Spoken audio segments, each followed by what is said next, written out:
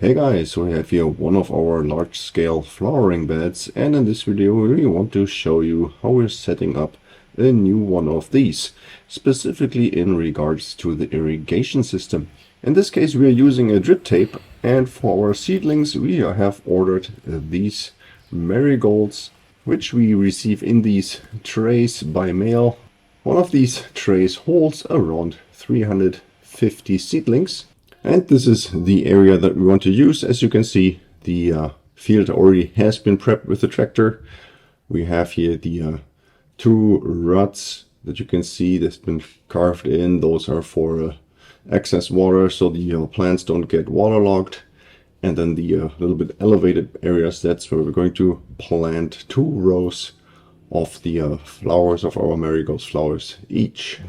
And then on one end we are installing here this PVC pipe. This is a 1¼ inch PVC pipe or pipes. We are going to put those together, 4 meters each pipe. So this is what we use as the water source. And you can see here these are kind of flared out at one end, and that allows them to be really easily connected together. I'm actually not using any glue. Usually we don't have enough pressure here that there's a whole lot of water coming out of these connectors.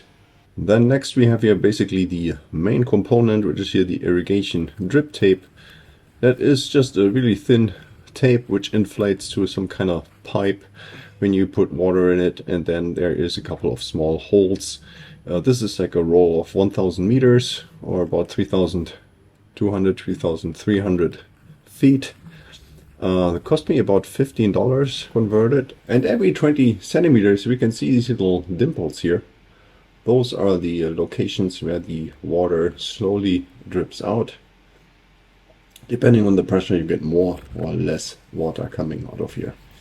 And then we have these connectors which connect the PVC pipe to our drip tape. So on the one side we have the little barbs which come with a rubber grommet to connect to the PVC pipe, and then this end here you can rotate or you can twist this little green piece here that then attaches or squeezes in the drip pipe.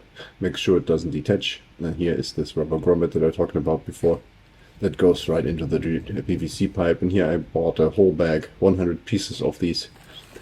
This bag cost about $12. So now I'm going to mark the locations where I want to have the those connectors and the drip pipe connected to our PVC pipe. As I mentioned before, we have those little raised beds which are going to have 2 drip pipes going down each bed, so that we have 2 rows of our marigold flowers per raised bed. So I'm going to mark up here now the entire length of my PVC pipe.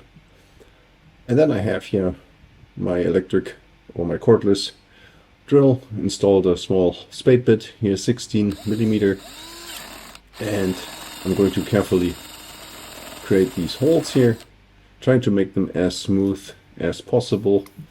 Right after drilling, you're going to clean it up a little bit, and then we can squeeze here the rubber grommet inside, and once that sits in place, and then we use here the one end of our connectors and just squeeze it in. You see you have 3 barbs. The first barb is actually smaller than the second 2 barbs, the second and third barb. We're just going to squeeze through the first barb. And then here we have a total of 7 pipes that we have now equipped with our connectors. And here you can see them, how they're laid out right by the side of our field. This is my supply line here to get the water into this pipe, and then here we have now one of the connectors. Going to show you how to connect the drip pipe or the drip tape. I'm going to make a clean cut on the end, then we make sure this green thingy here is all rolled all the way back, and then you can squeeze this tape open a little bit and then slide it over that first barb just a little bit more, and then all you have to do is close here this ring. Just going to twist it, and then we can pull on it a little bit just to make sure that the drip tape doesn't come off. And now we have here our roll. So now it's time to go for a walk. I'm going to put a stick right through the center. And then we're just going to take a walk here. And while we're walking, we're going to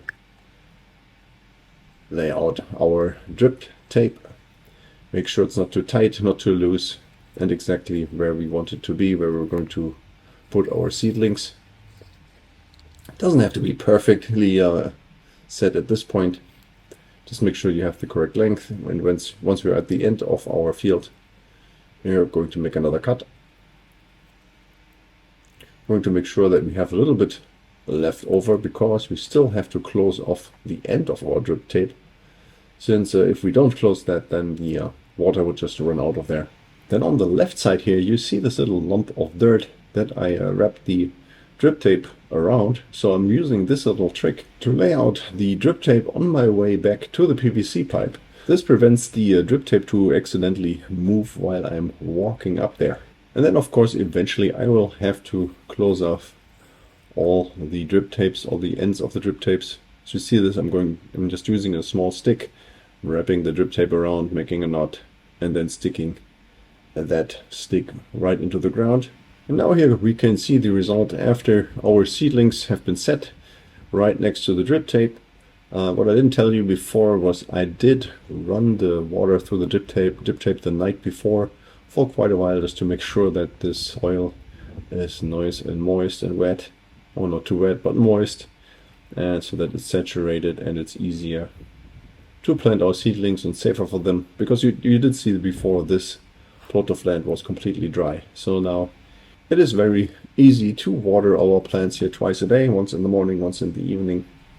And before you know it, the plants are going to get quite big, and also they're starting to bud, and eventually they're gonna carry their flowers. Okay, so that was already it for this video. Hope you found the information helpful, and if you have any more questions or comments, then please leave a message below.